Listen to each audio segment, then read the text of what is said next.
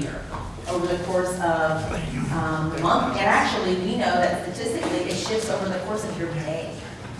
And yet, the vast majority, probably 90% of the engagement surveys, engagement measurement tools out there, measure engagement as if it's a snapshot in time. So once a year engagement measures that are usually quite lengthy, very in-depth, but are only provided to their employees one time each year. And what we know is how engaged I am today may have little or no bearing on how engaged I was 6 months ago or how engaged I'll be next week, right? So remember, we're talking about satisfied, enthusiastic folks at work.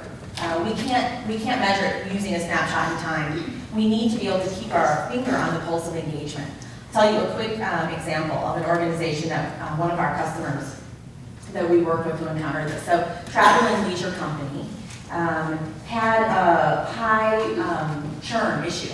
So really well respected internationally, and yet we're losing employees. And so they use a traditional engagement measure, and they couldn't put the two together because their engagement data told them that they had really engaged employees. So there was a conundrum. Couldn't understand where the disconnect was. So when we started working with them, we understood more about their culture and created and employed our pulse survey of engagement. And what we found, the data turned the lights on. What we found is they were measuring engagement at the end of their high season. So travel and leisure industry, very cyclical business cycle. They waited till the high season was over because they certainly didn't want to be distracting their employees. It was their intent not to distract their employees. So they waited till the high season was over, right at the end of the high season. Surveyed engagement was high. We just came out of our great high season. And about 3 months later, every year they would see people start to depart the organization.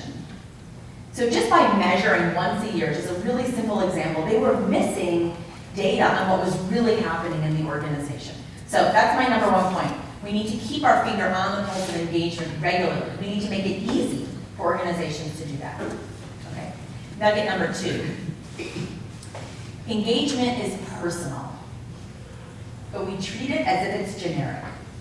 And by treat it, I mean we attack it. We address it, we try to solve it, engagement problems as if they're generic. So what we know, we have about 4 decades of personality data in the personality psychology literature that tells us that our personal core values, the 3 to 5 core values that are most inherent to who each of us is as an individual, is pretty well set by the time we reach adulthood and enter the work world. Now, that's not to say we can't change. If any of you have talked to me before, you'll know I usually say, and it's true, if I thought we couldn't change, I'd be out of work as a psychologist, right? We can change, but the reality is statistically, we tend not to change very much. And even when we do change, statistically, we tend to revert to our core wiring after a matter of time. And it really goes to Kendra's point around, it's exhausting to operate in ways that are not aligned with our core values. And so people tend to revert. So we are all highly unique, highly individual. And yet, the way that most organizations in the business arena address engagement is using very generic principles. So I'm going to give you an example of another organization. This is a healthcare company, a national healthcare company. We worked with a division here in Colorado, so a relatively small division of this larger organization. And they were finding that they had low employee engagement, using their own measure of engagement. And so they implemented a new reward program, a new compensation structure, and that was really rewarding performance. So they made it, they felt, pretty easy for employees within the organization to make more money by performing well. They reissued the survey engagement shortly after and found that engagement was lower. So it's like had them all scratching their heads. We're giving people more money and they're more disengaged. Now, that's not always the case, actually, but it depends on how your people are wired. So when we gathered the culture data on these folks, what their core values were, what we found is that high pay for good performance, one of the values that we measured, was about halfway down the list. It wasn't a core value for these folks. It doesn't mean they didn't want to be paid well, but that wasn't a motivator. That wasn't a driving force for the majority of the individuals in this particular group. Another value that we look at, opportunities for professional growth, was one of their top 2 values. So again, we're measuring personal core values. We weren't asking people, what do you think should be rewarded here? What do you want to be rewarded here? We asked, what's important to you as an individual? And the vast majority of their people shared a common value, personal value, around having opportunities to grow and develop, to learn. And so after a period, it took some digestion, but after a period of time, this organization shifted their reward structure and policy, and instead of focusing on additional financial compensation, they provided a reward and compensation structure focused on providing opportunities to grow and develop, getting more training, going to conferences or workshops, providing mentorship from the community, from the industry. And the shift was dramatic and fast. Again, it wasn't rocket science. They just needed the data to understand where the dip in engagement was really occurring. And most importantly, to my point number 2 here, they needed to understand who their people were. So typically when we think about engagement, we see a dip. There are sort of 10 main buckets around engagement. One of them is rewards. If organizations see a dip on rewards, the assumption is we need to pay our people more, or at least that's what our people want, whether we can or will do that or not. So my point number 2 is really to encourage you to think about engagement as a very personal issue, and the more that people in business can understand their employees, capital, and engage them according to what's important to them, the easier it is to move that needle. Okay, so our third nugget or gem here is, so we talked about engagement being fluid, engagement being personal, and this is a piece I've alluded to. Engagement is tied to organizational culture. It's intimately tied to company culture, and yet we very rarely make that connection. So company culture has long been thought of in the business arena as a very fuzzy, nebulous concept, nice to have. Again, to my earlier point, would be something we can focus on later when we've got the business really cranking along. And yet there's been tremendous research in the last decade, even more in the last 5 years, that emphatically tells us that culture is one of the absolute single biggest business drivers that we have in corporations. It is the foundation of companies. It's the bedrock of who an organization is, and the extent to which the way that you select your people, the way that you develop and reward your people, and most importantly to our conversation today, the way you engage your people is aligned with your unique company culture, predicts about 89% of your business's performance. So the skills, abilities, the background, the experience people bring to the table each day predicts about 11% of their ability to thrive within a particular role within a particular company. So who here has had an individual leave your organization, or you've had to help them exit your organization, or you've left an organization for reasons that have to do with skills and abilities? They didn't have the chops to do the job. I mean, it happens, right? We've had that happen.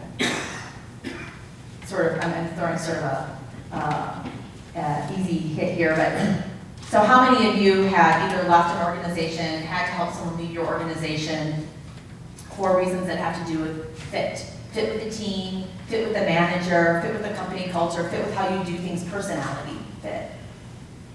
Yeah. So it's, this isn't something we don't know. We know it's true, but there's, where we need to move as a business community is bringing those two pieces together. The importance of focusing on culture and engagement and the gap between that and business performance.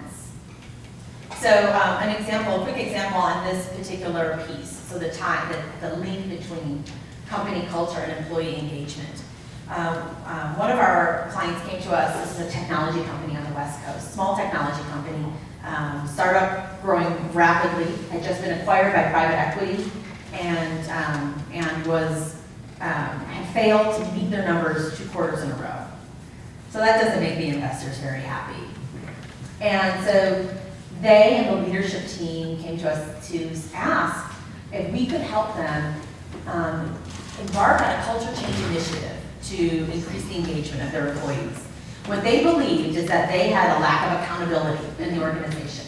And so they wanted us to help create engagement around being accountable. So we started where we always start, which is to collect data on who these people are. You have to understand who the employees are. And what we found is that the single most personal value held most in common by the individuals that made up this organization was, in our vernacular, taking individual responsibility, accountability. Now you may be skeptical and may think, well, that's because probably folks have been talking about it, leadership have been talking about it. Actually, no one had uttered a word yet because they were so terrified of how this might land in the organization. What we also found is that another value, what we call a conflicted value that was where the organization was split, individuals were split on its importance, was a value called not being constrained by many rules. So they believed that they had about 500 people on one side, 500 people who said that is one of my most important personal values, not being constrained by many rules, meaning I like to work outside the rules, I like to be flexible, I like to work in ways that allow me to get to success.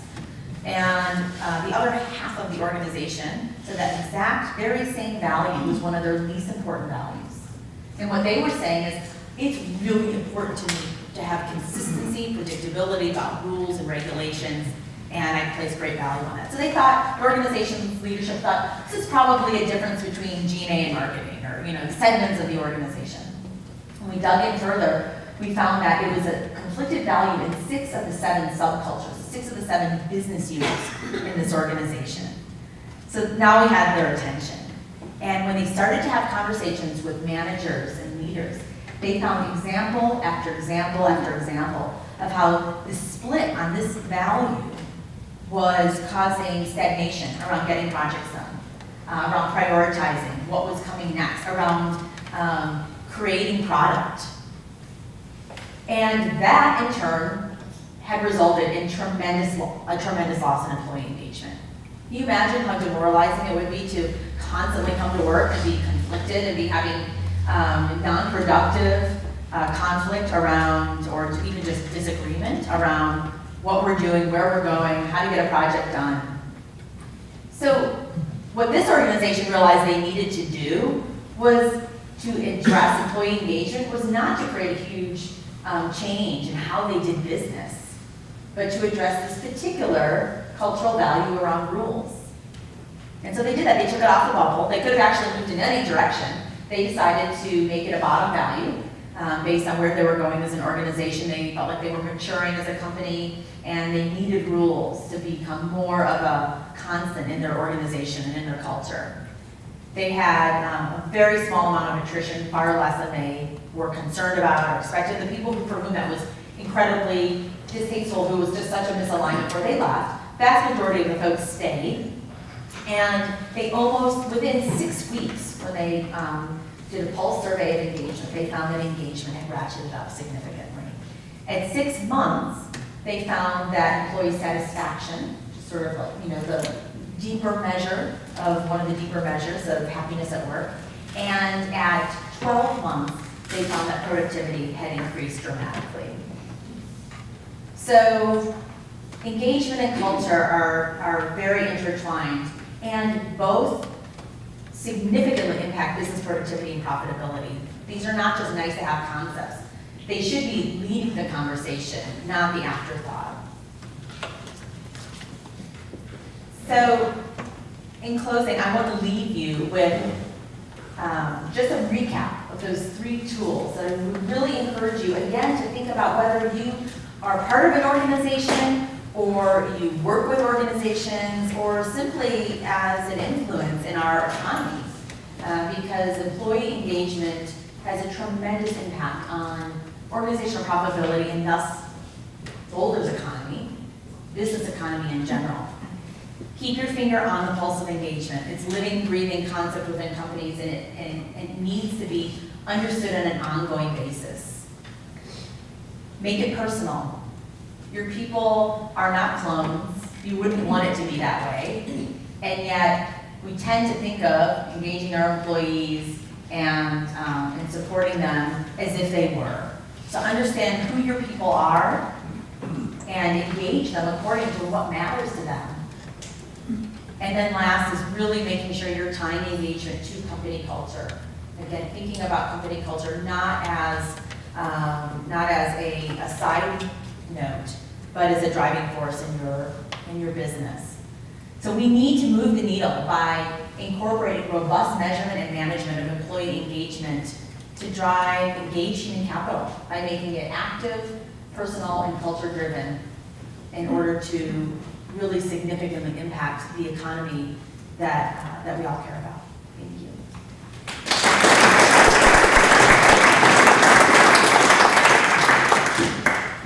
Great. Thank you. All right, so I'm going to introduce our panel then. So Liz is from Rally Software, and now Rally Software is one of those companies that I will say, from the perspective of what we do, working with job seekers, we rarely ever get a job seeker from Rally. People love working for Rally, so we want to hear, what are your tricks? What are your tips? What are you doing at Rally to make such a difference there? And then, of course, asking additional questions. So, thank you for your work, and I love your title, VP of People. What do you know? I love it. Good, okay. And then we've got Stephanie from, I can never say this, Miragen, thank you. Thank you so much. And so we've also heard some amazing things, just anecdotally, around what you guys are doing there. And we would love to hear from an audience as well in terms of what you guys are doing there to keep people there, keep your culture active, and keep people excited about coming to work. So go ahead and just kind of introduce yourselves in a couple minutes for each in terms of what you're doing. That'd be great. Is this working? Yeah. Okay, great. So I'm Liz, and yes, it's people and places. People can also look at places as part of engaged, creating engaged workforce.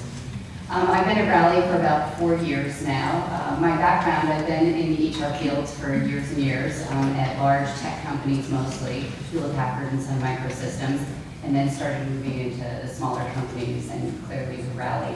So I've been dealing with this issue of engagement at the large companies and the small companies alike, and it is a great topic and a great challenge, and one that I'm passionate about.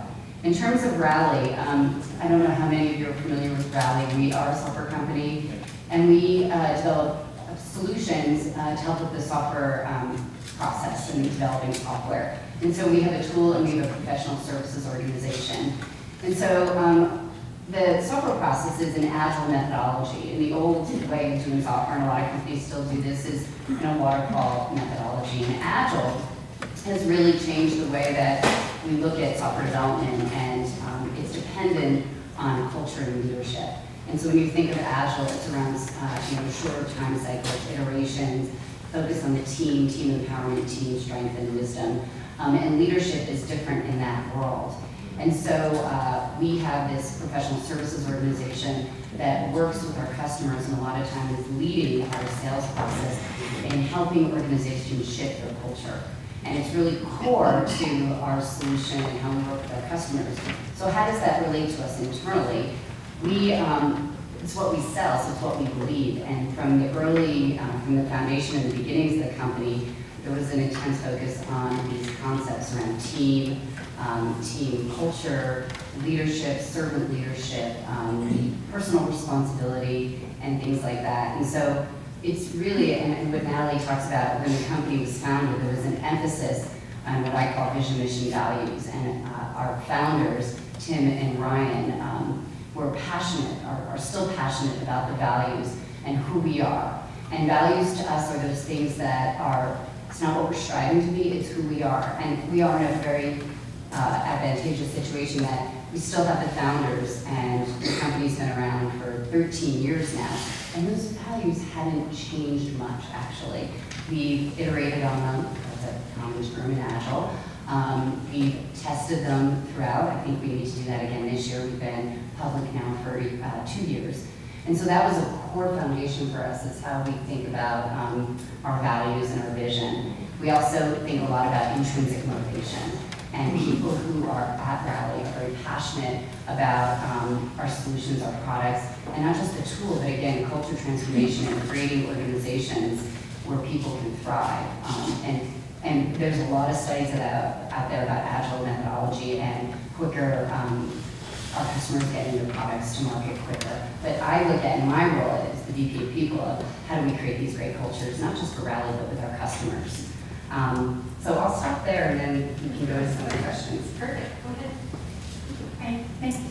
I'm Stephanie Hartzell with Myriad Therapeutics, and thank you for inviting me here today. I always welcome the opportunity to talk about Myriad. I think it's a really exciting global success story. I walked off my notes today, so I really hope I can remember all the highlights of everything I really wanted to mention. For those of you who are not familiar with Myriad Therapeutics, we're a startup biotech company, and we focus on developing novel microRNA therapeutics that are focused on areas of disease where there's currently unmet medical need. And the company is comprised of primarily scientists, and since its inception in 2007, I've been fortunate enough to be part of this team since the beginning and actually helped build the team at Myriad. Very early on, the founders recognized that employee engagement would be key to success. It was a key driver for success at Myriad. Most of us are here today because engagement is a complex thing. There are so many factors, so many things that influence engagement.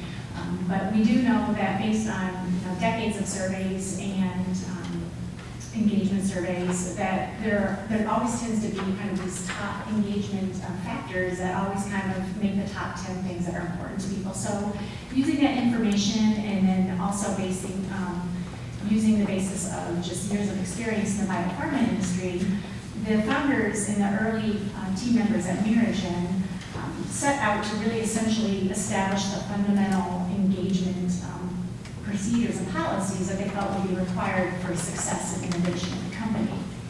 And obviously, the first thing was corporate culture. That corporate culture would play a very, very significant role in how the company would drive innovation and actually have success in getting a microRNA to the clinic.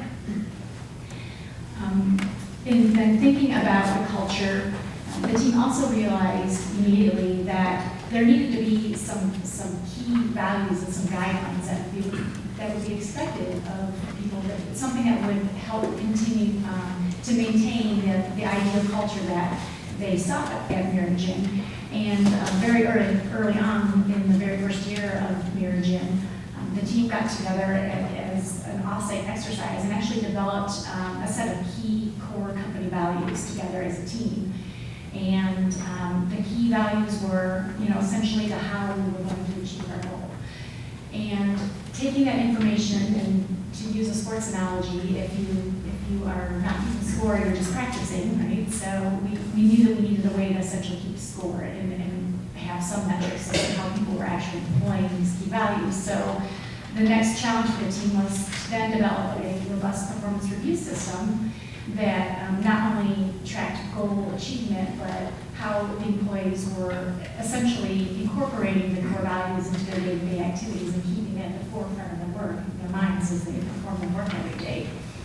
And this was very much a top-down, bottoms-up performance review program that they essentially created, and it actually weights goal achievement and the core values essentially equally within the organization. This was one way that they could continue to ensure that people were keeping the core values at the forefront of their work.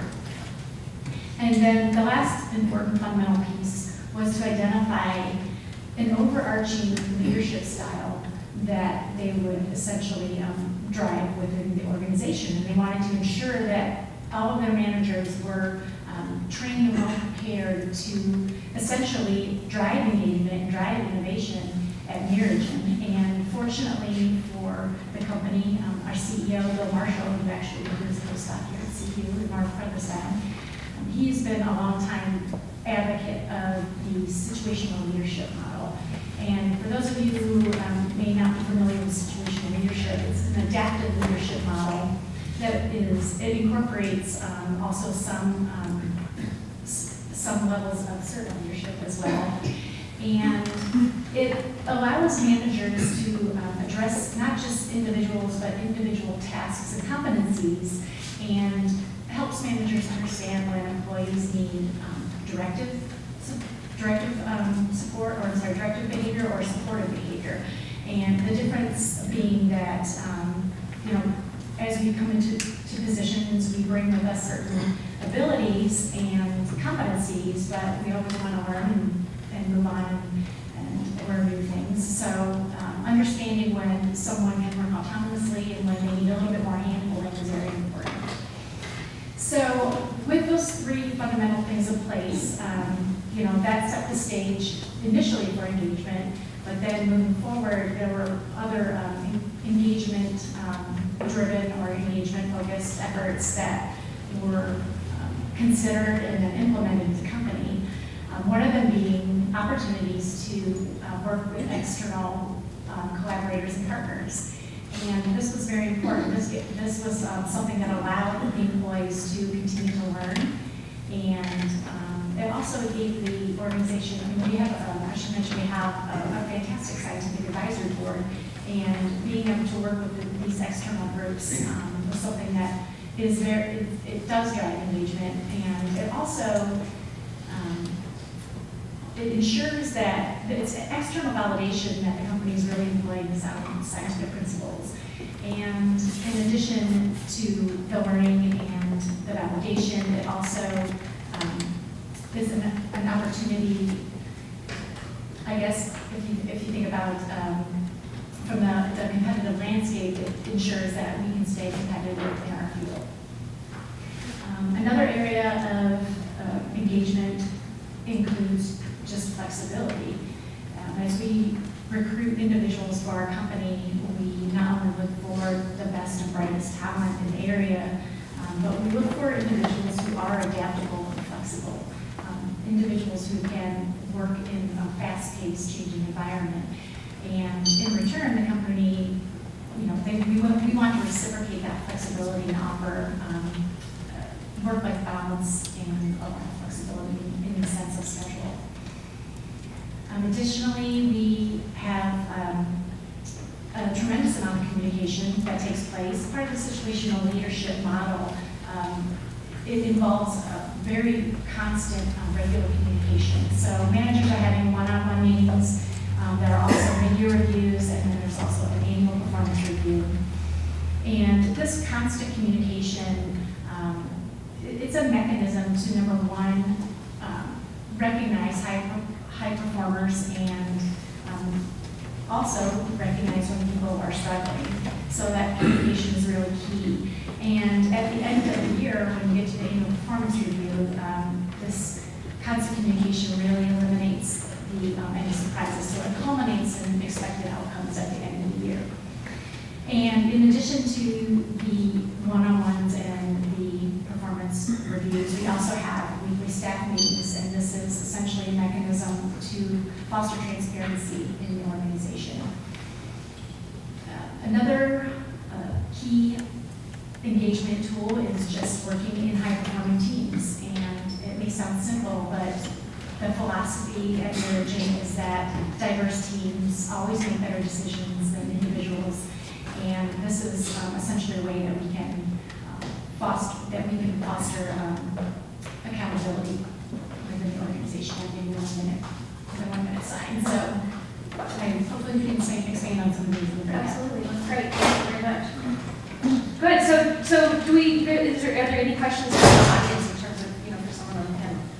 Yes. Yeah, I have a question for Natalie on engagement. We talked about, I think you call it pulse surveys.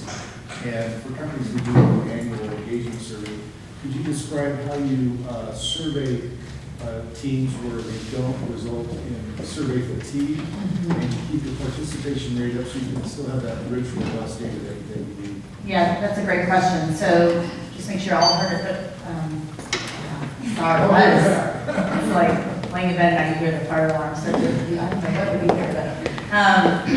So that's a great question. So the difference is, yes, absolutely. If you were traditional engagement surveys and the surveys that I use in my consulting world, my colleagues who are also business psychologists use are pretty lengthy. So, typically 60 to 90 minutes to complete, cover a wide variety of topics. But what we know is that we actually have reviewed meta-analyses that have looked at engagement surveys. And what the data bears out is that there are only a few questions that really inform and predict employee outcomes.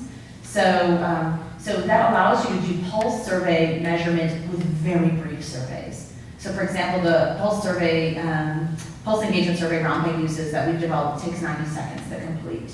So very brief, very small ask of employees, and organizations have to choose, how often makes sense to use a company. So we work with organizations that do that quarterly, some do it monthly. Sometimes that depends on if they're trying to really, create shift or work on a particular initiative. But absolutely, I think what's most important if you're going to do pulse engagement surveying is to make sure that you have just the right questions and can make it a very small ask of your employees, and found that that's been really well received. And I'll chime in just on how we do some of that. So we have the concept of a daily stand-up at Rally. And so your daily stand-up is, as a team, teams get together every morning. You walk around Rally and you'll see these stand-ups going on. And you're really checking in about the work that you're doing for the day and where you're blocked. But you can also get a sense if you're on a team, because the team I think a team should be responsible for some of their engagement. And so you can check in with your team, not just on the work, but how you're doing and where you're blocked and where you need help. So for us, that's a simple way to understand engagement. It's not measured and scientific, but at least you have this mechanism to understand how people are doing. Then the other thing we do is we have a quarterly steering process. Every quarter we get together, the leadership team plus others, to steer the strategic plan for the year. And we do mood charts. So the teams will sense when they do their retros prior to that steering. They do their own, we have facilitators who help the teams, and you do a mood chart on kind of how are you doing for that quarter. And then we place around the room the mood charts for the different teams. And we do spend a bit of the meeting talking about what's the pulse, the mood of the organization, and we see the ebbs and flows for that. So that's another easy way without a tool to kind of sense the engagement. Excellent. Great question. Yes? So, I work at a technology company, but for Liz, how can you cater to all the different generations and different, personal needs for the engagement, but without being one-sided and making people feel like it's unfair? Because there's some people at our office that have to do it 7 days a week, 24 hours, and have to be on site, because they don't have that opportunity to flexible. Is there a way to get around that? So I'll talk about how because we do have multiple generations at the workplace, and how I do that, and I see Natalie nodding, so I'm sure she has some comments too. So we have, I think there's a key role, the leader has a key role in all of this, the manager, and so how the manager interacts, and I think you talked a lot about the one-on-ones and understanding people at a very individual level. Engagement is not a one-size-fits-all, it's very individualized. So we are really working on developing our leadership population and our managers. And managers' roles, in my mind, isn't necessarily to manage the work, but it's to help manage the team and the individual and help those individuals grow. And so for us, it's really about understanding your folks and what makes them tick. We also have a very flexible work environment, and you check in a lot with your team and what you need to do. And so the teams, a lot of times, if you want to, if you're in the younger generation, want to go out for, I was talking to someone about the 2-hour lunch run. Folks can do that, but you're checking in with your team and making sure that the team is aligned with how you're getting your work done. And then the role of the manager really working at an individual level and having consistent one-on-ones, again, that aren't just about the work, but also about the individual. So that's how we tackle it. It's hard work. It's not necessarily a one-size-fits-all. I can add to that as well. Just one of the things we've seen employers do is to really shift the way the days are structured to try to do like a 4-10 or 3-12-hour week, so that maybe they don't have flexibility during the day. They still have to be there at 6 in the morning till 6 at night, for example. However, they know that they've got that Wednesday off or that Thursday, Friday off, something along those lines. So it kind of counts in makes up for their lack of flexibility during the actual day. So, yes. My question was kind of a follow-up, but let's say you have a situation where certain teams or work roles can't have as much flexibility, like their customer service, they need to be on the phones Right. from 9 to 5 or whatever with a 1 hour lunch break. But then you know other teams where there could be all the flexibility in the world, you can come in early, leave early if you want, come in late, whatever. Do you guys have any suggestions on kind of preventing resentment among the team in situations like that? I'm curious to hear what the panelists have to say about this in terms of their, own organizations. I'd say one of the points I want to make relative to both of the comments is, one, really, in terms of making sure and this is really to Kendra's point as well, making sure that you know how your people are wired and what's important to them. So different things are important to different people. To some people, that flexibility is much more important. To other folks, they're okay with that depending on, the nature of their work. If that's a really good fit, that might be more critical to them. So I think it's checking in with people and understanding what they value and if they're, if there's frustration based on the way that they're structuring things in the organization. We have that, just within our small organization that lives and breathes in our company as well, with the different departments and our developers. They work remotely most of the week and they come in once a week. And we've learned this over the years because we're a really collaborative company. That's about as much as they can handle and still get their work done because they really want to be heads down. And it's different for every person in our company, let alone every division. So I think one, it's really understanding who your people are and what's important to them and being able to have that conversation in one way or another, whether that conversation is literally conversation, which we always recommend, but also talking about being really transparent about the way the organization is structured in terms of accounting for what the business has to accomplish and what people's needs are and blending the two. And so we do have a customer support organization, so we have subcultures, I'll say. You've got the engineering group, which is in the office. We do paired programming, so you have to have folks in the office. But the teams work together on how they manage their schedules. So we don't have a situation where someone can work at home all day long. In engineering, you're in the office. Customer support, they are also in the office. But they they have working agreements among themselves on how to manage that. And when you're in certain organizations, you know the expectations. I mean, the business needs the support organization to be online. Certain times we don't have, ours is not a call-based center, it's more of the interface, the web interface and chats. But they still understand who's on call, who's not, and they're in the office because of the collaboration and the need to connect. Now our sales team, they're off-site. I mean, we have sales folks in 39 states in the country, but they also collaborate virtually.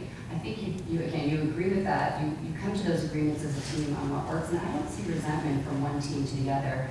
We made choices about which organizations we go into and which professions we have. And some people create their own perks, per se, based on what the business needs and the roles that they're in. So I have a question. How do you help people maintain engagement and focus within your organizations, given the many distractions that reside on everyone's smartphones? And how does the organizational culture fit with the many individual practices in relation to the use of that cell phone or the smartphone? I can start.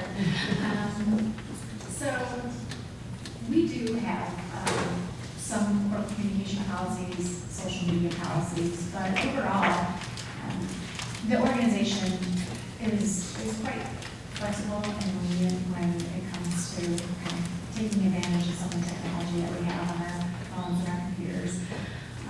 The nature of the work in the biotech is one where, someone might go and set up an experiment and you have a 2-hour incubation of waiting period for they move on to the next step. So As an organization, we prohibit them from taking advantage of some of these applications they have on their phone computer.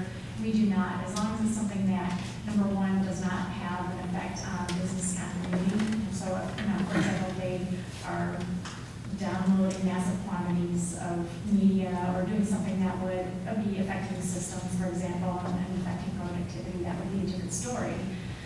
But if they are just taking 10 minutes to go online and order the tent on Amazon if they want for a camping trip that weekend, probably not a big deal. But we do allow, we have a lot of leniency when it comes to using that type of technology. And quite honestly, we encourage people to take advantage of some of the technology. It's the communication in today's day and age, and it's essentially a networking tool as well. So we don't necessarily want to discourage it.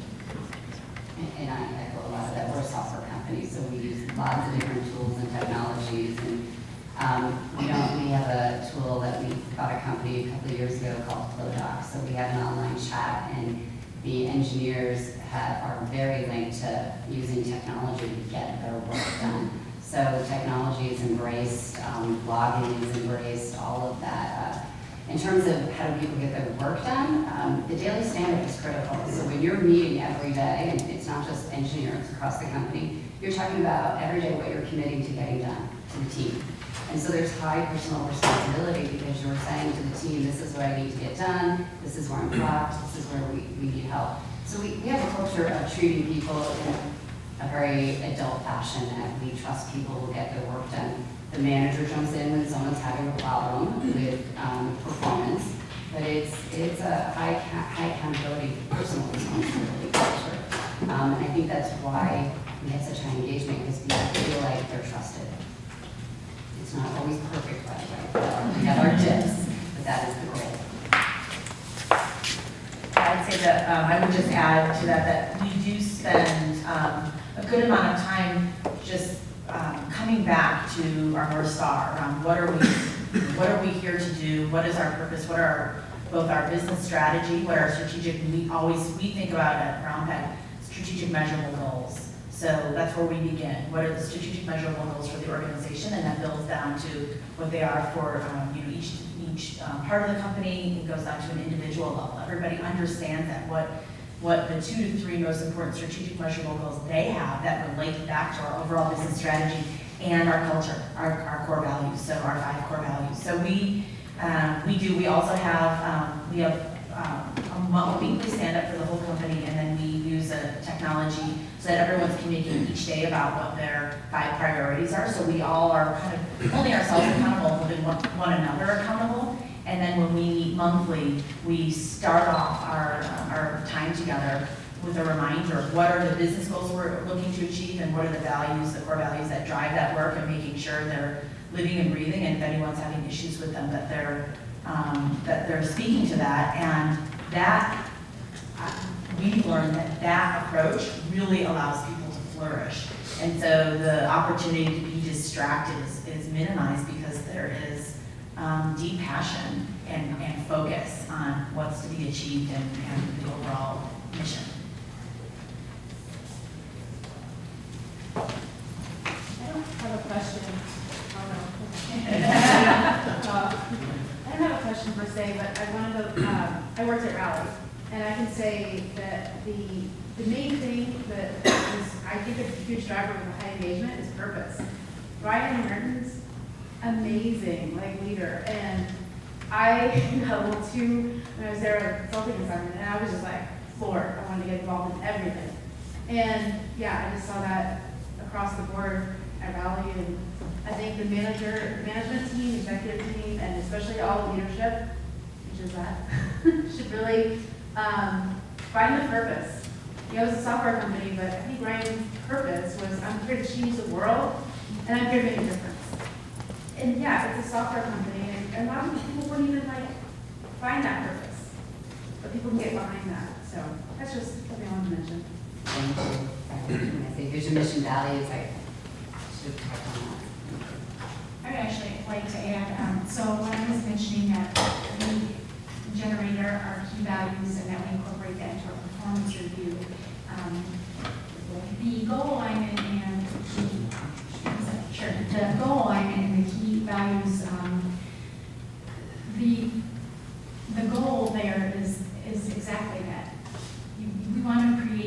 purpose for the team. And by having mutual purpose, you know, it's something that does keep the team engaged with one another and with the company.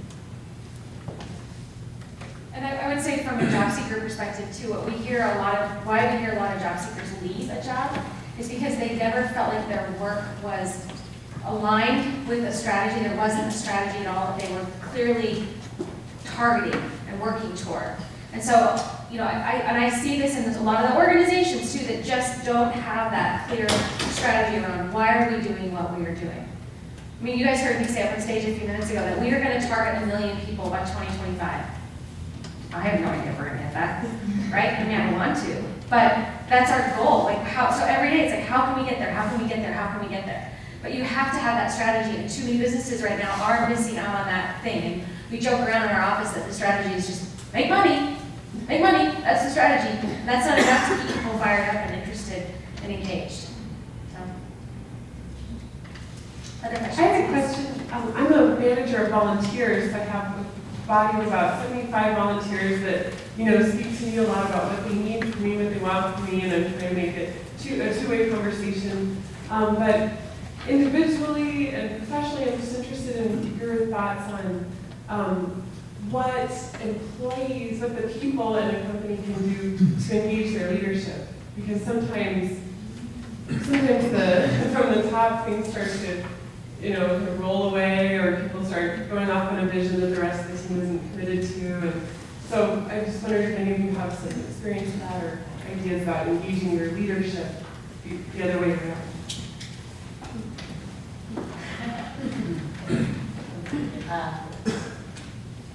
I think what I learned, and probably as much as in working with our own organization as working with, you know, about hundreds of companies that we work with, is really the points that we've just mentioned around one, asking leadership to be very clear about what we're trying to achieve. And when I say that, one of the mantras that we repeat and that I do think is so fundamental is what I just said about strategic and measurable. So if we're saying we're going to be the best X, like what does that mean? And how do we know if we've gotten there? And how do we know if we need to course correct? And that's really a challenge within organizations, and not having that rigorous measurement from the very beginning, from the very top. So that then, if you have that, if leaders provide that, that sends a clear message down throughout the entire organization that it makes it easier for employees to engage in conversation or engage in debate around, are we doing, are we not doing it? And then the second piece, so the strategic, measurable strategic goals, and then culture, what are the values, which is when we think about very simply is how you do things in your company. What are the 3 to 5 values that guide how you make decisions, how you prioritize, and what you reward?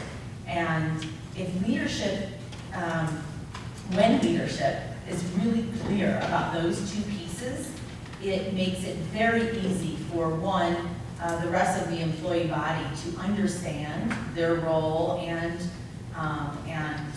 be motivated to sort of engage in the right way, that sort of healthiest, most productive way in the workplace. But also, to your question, really allows for ease of conversation back and forth around those topics. And that's much easier to say and far less seen within organizations. So I'll tell a little story of Rally, because that's the easiest way to do this. I'm trying to figure out how to answer your question. So we went IPO 2 years ago, and a year going into IPO, the world changed for us. It's a lot easier with employee engagement when you don't have to be measured quarterly financially. And so there was a temptation by the senior leaders, even Ryan aside, there was a temptation to overly focus on the financials. And there was a lot of conflict in the organization around that. And we have a lovely woman who's our CSR director, Jerry Mitchell-Brown, who's incredibly passionate about running our foundation and giving back to the community. And she and Ryan, but I will say, just is overly enthusiastic about volunteerism, giving back to the community. And I remember these conversations about a year ago, let's pull back on some of the volunteer work we've got. you know, we're growing fast, but we can't add as many people as we like. We have a lot of work to do. Holy cow, the financial results. I mean, you can just, for any of you who've lived this world, and after IPO, it's painful sometimes. And she persevered, and Tim was really interesting because he was one of those who passionate about volunteerism, but as the CEO, you have to live both worlds, right? And at one point, there was this conversation about pulling back, and we did for a quarter, and the engagement suffered. And some of the passion suffered. And Jerry, last fall, and particularly this winter, during our sales kickoff meeting, she set aside a half a day, the 3.5-day sales kickoff meeting, to give back to the community in New Orleans. And it was so powerful and so incredible for the sales team and all those who went to be giving back to New Orleans that after all this internal debate of how much do you focus on that versus the financial results, it was like a no-brainer. Like, holy cow, you cannot stop this work, this higher purpose work. You can't stop giving back to the community, whatever that is for your company. And that was our learning internally, being a public company. Where do you fall? Do you have to over-rotate on one? And no. And the engagement does drive the financial results. And so we had that struggle last fall, and we had the strength to continue forward in our sales kickoff in February to have that take a full 4 hours, 6 hours out of a very important conference for our sales team to be ready to sell products for the next year. And it's now we're back on track with it. So, our little secret, our internal conflict. Stephanie, did you have anything to add? I just wanted to, I think it's a really important point because we always think of engagement as, you know, what is the company doing, do people engage, but it really is a two-way situation. And the employee does have a responsibility to drive engagement as well. And I think providing opportunities, I'm going to go back to the one-on-one meeting example that I use, you know, for example, in the one-on-one meetings that our managers have with employees, those meetings, the format of the meeting is that it's the employee's agenda. The manager is really not there to ask questions or get updates. It's whatever the employee feels like they need to talk about on that day. And so this creates just, you know, the employee is driving the dialogue and communicating, you know, what their needs are or just even just what their thoughts are about, you know, what's going on with their projects or the company and the department. So they're really driving that conversation. And I think giving employees opportunities to really drive the conversation is one, you know, way to think about employees driving engagement. And also, you know, because they have a responsibility to communicate what their desires are from a professional development standpoint as well. As a company, we want to develop our employees, but they need to drive the development plan and help their managers understand what their ultimate kind of goals are in their career. Any other questions?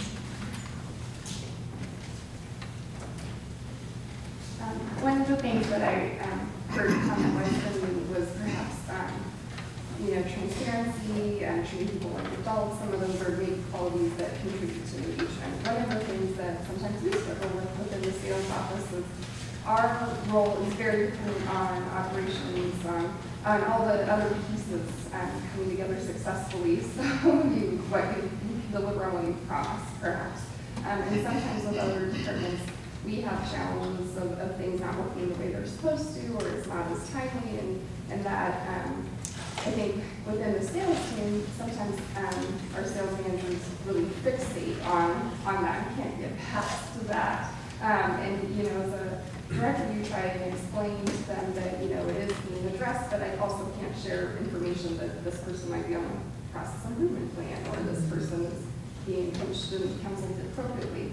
How do you balance transparency with kind of the ethics of how you treat your employees, I guess, is the question. So people, you let people know that it's being addressed, they can keep moving forward, but they're not, so they get stagnant and fixated on that. Well, so I want to make sure I understand your question. You're trying to understand how transparent you can be, particularly and with performance issues. Yes, to help people understand it is something that you acknowledge that's being addressed. There is, you know, a course of action in place, Yeah. but not oversharing on things that you know, really can't discuss about another employee. Yeah, and how people are doing, so in terms of the confidentiality around performance issues, you absolutely need to keep people's, respect that individual and keep their performance issues confidential. I think we are transparent in our daily stand-ups and how we work, so as a team, if you see a team member struggling, the manager may be coaching that, but the team understands it as well, and we work together and try to solve that. That doesn't mean the person doesn't exit, sometimes they do. But keeping someone's personal performance confidential is absolutely critical. But I would say the leadership team will understand often. I mean, I think that's common in every company having to deal with these things. Our leadership teams work pretty collaboratively, so if there's an issue in an organization, that leadership team will know what's going on. We don't share it below, but they'll understand that there are issues, and we won't overshare them. I'm not sure if that's a great answer for you, but it's a struggle that I have a great solution for you. I think that's well said. And one of the other things I wanted to offer is that, and so sometimes the challenge is very specific, right, to perhaps an individual who's struggling in a particular role. We've also seen a lot, though, segments of the organization that I mean, the sales and engineering sort of that challenge is like aging. I don't know, it might be as old as anything else in business. And I think to some degree, it can be a healthy tension if really managed well. There's sort of that checks and balances. And what we've seen both my work prior to Brownhill, but also we've seen with our customers, is that understanding the wiring of those two groups actually takes a lot of the emotion out of those differences. So a lot of times wiring differences. So I really, our group really plays a lot of value on attention to detail. That would not be me, just like, but like there are, and this other group, this other segment of the organization that's actually really low value. They have a really big value, high value on big picture and risk taking. And that difference then plays out in a way that's perhaps somewhat expected in the business arena, but is not really well understood between the people. And so what often will happen because of that is those differences get interpreted sort of with malintent. They're trying to drive us crazy. They're trying to sabotage us. They are, I've heard all these things, right, working with organizations over the last, 12 years. And what also I've seen is that when you turn the lights on and you put the data in front of folks, however you do it, say, this is how this group is wired, and these are how these folks are wired. I can't tell you how many times I've seen the emotion just like deflate. And even though you might think, well, doesn't that seem obvious? There's something magical that happens when you can actually put words or numbers or information to differences that exist that allow those differences to be discussed and managed more effectively, as opposed to being really these kind of emotionally written down arenas. I think this will be close to our final question, or maybe two more, so yes. Well, again, everyone's talking about the employee engagement, and I think we're a lot of issues with the subcultures you were talking about. In my organization, we had some issues between the front of the house and the back of the house. So rather than firing off comments, hey, this is wrong, fix it, we started fixing it and having monthly meetings, to get that better. And then one thing we did is my team will tell you how to come up with these harebrained ideas. But we took in April Fool's Day, we took 3 weeks, and to thank the front of the house for all of the work the past year, we pumped them. We snuck into all the branches, all the remote offices, left them a 4x4 card, all signed. 15 places we did this. A cake, some ducks, personalized it, and what we got out of that, the employee engagement, interdepartmentally, cross-departmentally, to say, hey, thank you for that work, we get it. I think we're getting a lot out of it. And so I guess I would ask, who else has some successes that you've done cross-departmentally to take care of subculture issues? So we have a ritual around appreciation, so that's what I hear you talking about. So in our town hall meetings, we do appreciations, and that can be appreciating not someone within your own team, but appreciating people across the company. And it's almost like you have to cut the time off because people want to do this appreciation all the time. I appreciate this person and that person. So instilling that in your culture, what you're doing, does help bring down the desire to point fingers. And so that's been pretty powerful for us, is see that ritual of appreciation. What are examples of things you do for those appreciations? We just, it's not a monetary you do, it's getting up, we have say we pack this room, and every month or 6 weeks, we do a company meeting where we talk about, we're very transparent about what's going on in the company, we do different readouts, but we set aside 10 minutes where anyone can come up and take a mic, and we have, because we now are in 6 countries, we'll have the videos going around the room too, and you can appreciate anyone in the company for what they've done and how they've helped you, or how they helped your team, or how they've accomplished something. So it's more just thanking Natalie for being an incredible, member on this panel with me. We did one last week and this week, and me appreciating you right now for helping me think through some of the things that we do. So it's kind of doing those kinds of things. I was a tiny piece that goes back to Kendra's keynote, which is that, 99% of us out in the work world want to feel valued and appreciated and want to do a good job. People don't want to either be interpreted as negatively impacting others or don't want to feel that either. And it's so easy to lose sight of that when you're working hard, working fast, and trying to achieve goals and to misinterpret what's happening around you. And so absolutely, those bringing the positive and understanding one another better, who they are, and then acknowledging their great efforts is invaluable. Great. All right, last question. Thank you. Has anyone from the panel tried to put an ROI on intangible things like decrease employee morale? What does that mean? I've actually tried to do it. I know it's a pretty big number, but I'm sure there's a better way. But I've actually tried to put numbers to be intangible and even conservatively, conclusion. So I was curious if anyone has ever done that, because when you are speaking to certain people, they want numbers. They don't take, like the fluffy stuff, just whatever, but they want numbers. Yeah.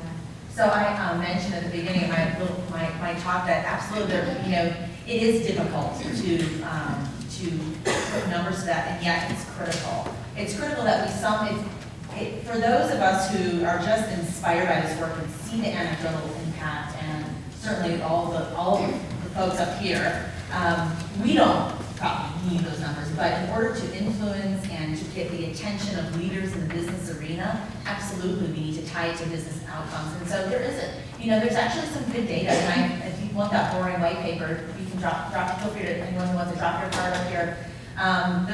That's one of, there's a lot of information out there, but there's actually some good data that's been collected that links drop in employee engagement to ROI. Like I said, there's an estimate of $300 billion lost every year across. That's just nationally. That doesn't even look at around the globe. There are other studies that look around the globe, but we wanted to make the number feel like real. When you start to look at international, it's so big, but there is data that starts to pull those two pieces together, and I think it's absolutely critical that we tie employee engagement, organizational culture, all the pieces we've been talking today about morale to business outcomes in order to up-level the conversation.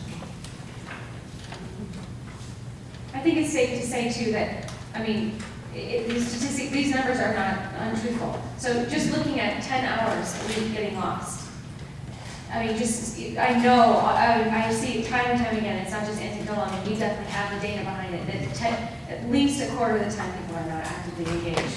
You just do the math against that for any organization and say, we don't maybe need to hire. And we had this with a client of ours just recently that came to us, that hired us for recruiting, and then we got in there, did this culture assessment, and realized that they had all the people they needed. They didn't need to make a change at all. We actually rearranged some roles a little bit, fired somebody who was the toxic person, on staff, and now their organization is humming. So she saved the fee, saved the recruiting fee, which we're not that expensive, but you saved our fee, saved paying for this person, and saved potentially hiring another person. That was 3 things that she saved on just like that. So, there's a lot of good data behind when you start to just use the stuff that's coming from at an actual level. It's very truthful, very accurate. So, great. Well, everyone, thank you so much for